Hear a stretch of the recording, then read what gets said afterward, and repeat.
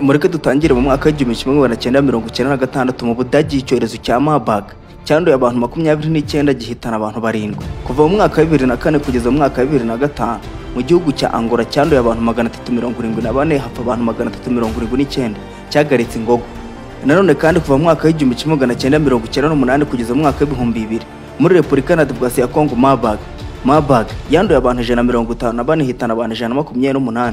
Mu mwaka ushize muri Equatorial Guinea cyangwa Guinea Equatorial icyorezo cya Marburg cyanduye abantu 18 gihitana abantu 12. Kugeza magingo ya mu Rwanda kimaze kwandura abantu 43, 25 barimo kwitabwaho n'abaganga. 12 bamaze gushiramo umwuka kubera ubushahure bw'iki cyorezo. Icyorezo cya Marburg bwa mbere mu buzima bw'ikiremwa muntu ku isi y'abapfuye ndetse n'abazima. Mu matwi y'abantu cyumvikanye bwa mbere kigaragara mu Budage mu mwaka w'1967. Virusi ya Marburg ni icyorezo kiri mu cyiciro cy'ibindi bikomeye nka Ebola. Ntitwakerengagiza ko yasesekaye hose ikamenyekana mu mwaka w'1967 mu mujyi wa Marburg na Frankfurt mu Budage ndetse no mu mujyi wa Belgrade muri Serbia. Umwaka ushize mu kwezi kwa kabiri icyorezo cyagaragaye mu gihugu gituranye cy'uburasirazuba bwacu Tanzania. Iki cyorezo gifite abakizanye ni bantu ki, babitewe n'iki, kugeza ubu bari gukora iki ngo barimbure uyu mwanzi uzira ndetse akaziririza ubuzima bw'ikiremwa muntu. Iyi ni Narcis Empire, nge Birikajya Ibwami. Iyi ni BKO, nge Birikajya Ibwami.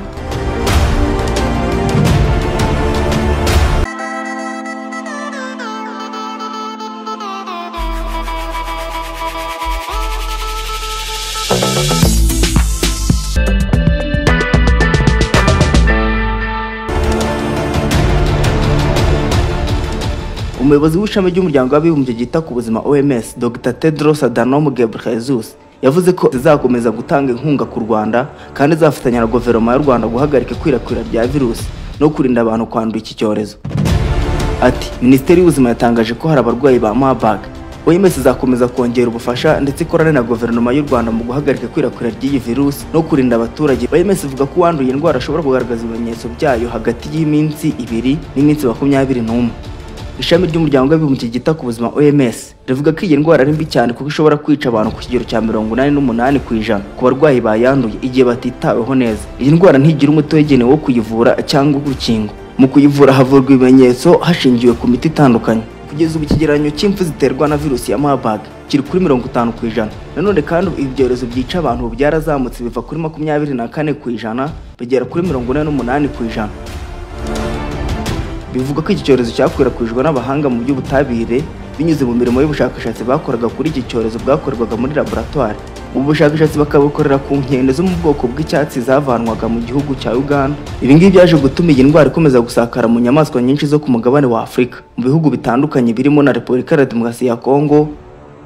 Iyi ndwara kandi yagaragaye bwa mbere muri Afurika binyuze mu bakerarugendo bari bahuye n'izo nyamaswa zari zaranduye. Iyi ndwara ikwirakwira binyuze mu gukora ku matembabuzi cyangwa se amaraso y'uwanduye, guhuza umubiri n'uwanduye cyane cyane imibonano mpuzabitsina, gusomana cyangwa mu bikorwa bya buri wese byatuma amaraso urenda cyangwa andi mazi ayo ari yo yose. Iyi ndwara kandi ishobora kwandura binyuze mu bikoresho byakoreshejwe n'uwanduye birimo inshinge, ibiryamirwa n'ibindi byose byakozweho n'umuntu wese wanduye iyi ndwara mu gihe bitashizwe kure cyangwa ngo bitwike bikaba byateza indwara. Ahandi iyi ndwara ishobora kwandura ni mu muhango wo gushyingura uwaba yahitanywe n'iki cyorezo mu gihe abantu bakoze ku mubiri w'uwanduye iyi ndwara cyangwa wahitanywe n'iyi ndwara. Ibi rero byatera ubwirinzi buke bwo kuba nawe wayandura mu gihe wagiye mu muhango wo gushyingura wahitanywe n'iyi ndwara. Ese nanone iyi ndwara ibimenyetso byayo ni ibihe, bimeze gute? Ibyo bimenyetso birimo umuriro mwinshi udasanzwe kandi ukabije, kunanirwa cyane, kubabara umutwe, kubabara ingingo. Ibimenyetso by'indwara bitangira kugaragara hagati y'iminsi 2 n'iminsi 24. Ibyo bimenyetso birimo umuriro udasanzwe kandi mwinshi, kunanirwa cyane no kubabara umutwe bikabije, kubabara mu ngingo zitandukanye cyane cyane mu mitsi, impiswi ziza mu buryo bw'amazi, kuribwa mu nda, isesemi, ikuruka no gukanyarira kw'isura. Ibimenyetso akenshi bitangira hagati y'iminsi 2 n'iminsi 7. Ni mu gihe umuntu yanduye iyi ndwara impiswi zishobora kuza mu cyumweru.